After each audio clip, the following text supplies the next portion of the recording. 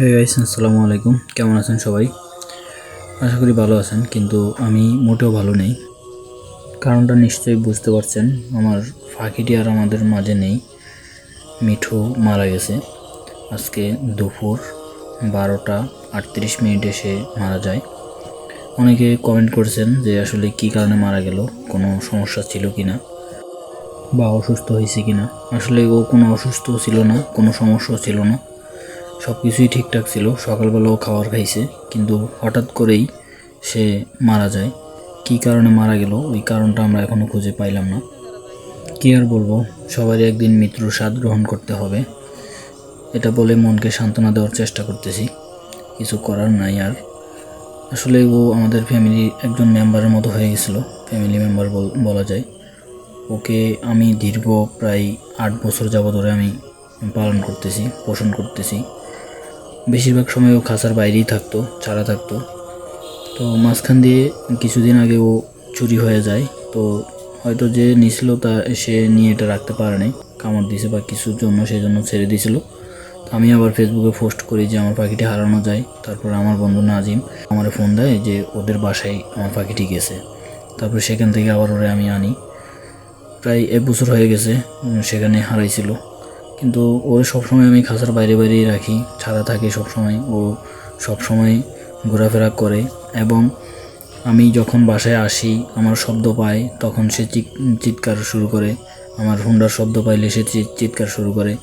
কিছু খাইতে নিলে সবসময় চিৎকার করতো। আমরা ওরে না দিয়ে কখনো কিছু খাইতাম না। বিশেষ করে আমার নানুর সাথে ওর সম্পর্কটা বেশি ভালোই ছিল। যখন ও খাঁচার বাইরে থাকতো বেশিরভাগ সময় নানুর সাথে সাথে ঘুরতো, নানু যেদিকে যাইতো সেদিকেই ঘুরতো। তারপরে বোনকে ডাকতো, ওর নাম ধরে ডাকতো।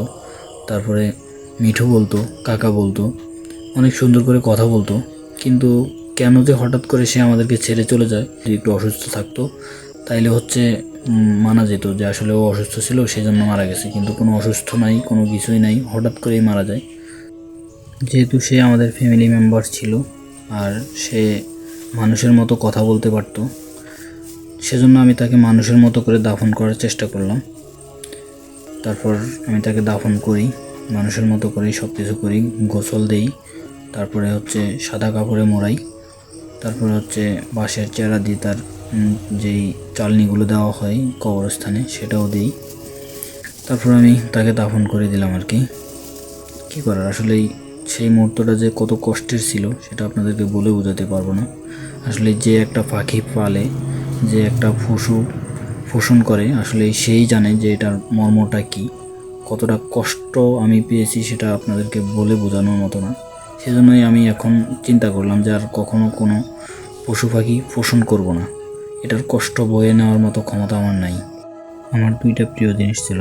একটা 23 সালে আগস্টের 29 তারিখে হারিয়ে যায়, আর একটা আজ 25 সালের আগস্টের 6 তারিখে সেও হারিয়ে যায়। ভিডিওটি করার মূল উদ্দেশ্য হচ্ছে তাকে তো আর পাবো না, তার স্মৃতিটাকে আগলে রাখলাম। এবং যারা আমাকে চিনেন তারা আমার পাখিটাকে খুব ভালো জানতেন, এবং সব সময় আমার বন্ধু বান্ধব সবাই খোঁজ খবর নিতেন মিঠুর। এখন আর কেউ খোঁজ খবর নেবে না, সবাই জেনে গেল যে সে মারা গেছে।